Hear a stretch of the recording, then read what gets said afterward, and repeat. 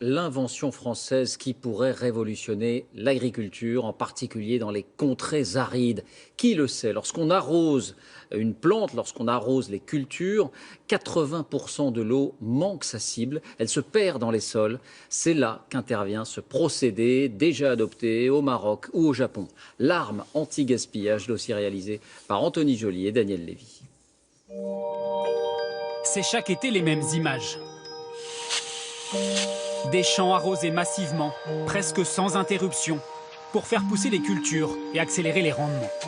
Le problème, c'est que plus de 80% de cette eau part directement dans la terre, sans jamais être absorbée par les plantes. Comment réduire un tel gaspillage? Quelles sont les solutions pour consommer moins d'eau? Philippe Wacky Di Giorno en est certain, il a trouvé le produit miracle. Ces cristaux verts, ce sont des granulés de polytère. Cet ingénieur agronome a mis des années à développer ce produit.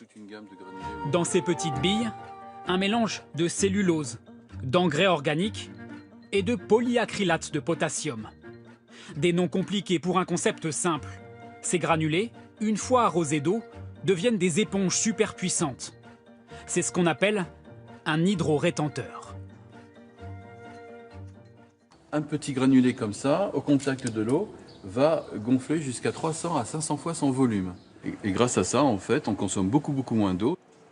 Lorsqu'une plante est mise en terre, on dispose le produit, ici en verre, autour des racines.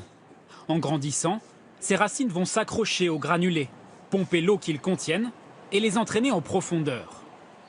Ainsi, 97% de l'eau versée sur la plante sera absorbée, quasiment aucune perte.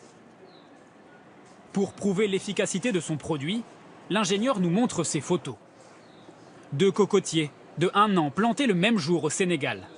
À gauche, il a grandi sans hydrorétenteur. À droite, avec hydrorétenteur, il est 3 fois plus grand. Un produit étonnant qui a déjà fait des adeptes un peu partout en France, notamment dans ce camping de Seignos dans les Landes, où l'arrosage n'est plus qu'un lointain souvenir. Seule l'eau de pluie vient arroser les plantes. C'est une plante qui n'a pas été irriguée. Depuis combien de temps elle n'est pas irriguée? Oula, ça fait pas loin de 8 ans. Ici pourtant, il n'y a pas de terre, uniquement du sable. Mais le produit est quand même efficace. Résultat, un village vacances verdoyant qui attire de plus en plus de clients. Mais ça a valorisé notre camping, quoi. C'est ce qui nous démarque de nos confrères. Embellir en dépensant moins. La ville de Dax a été l'une des premières à s'intéresser à ce produit. Depuis 4 ans, les jardiniers en mettent dans chaque pot. Les fleurs sont belles et les économies importantes, notamment sur l'arrosage. On passait 3 fois par semaine. Au jour d'aujourd'hui, en période de grosse chaleur, on est quand même dans le sud-ouest, on ne passe qu'une seule fois dans la semaine.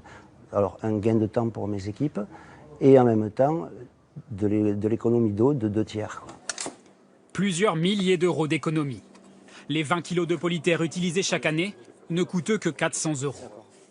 Ces simples granulés attirent les convoitises des plus grands groupes industriels, prêts à investir des millions d'euros pour acheter le brevet. Mais Philippe Wacky Di Giorno a toujours refusé de le vendre. C'est pas un camp ou l'autre qui peut prendre cette invention, c'est trop dangereux. Le 21e siècle, c'est la guerre de l'eau, il ne faut pas l'oublier. Et je suis le garant pour atténuer cette guerre de l'eau. Car l'enjeu va bien au-delà des plantes et des fleurs françaises.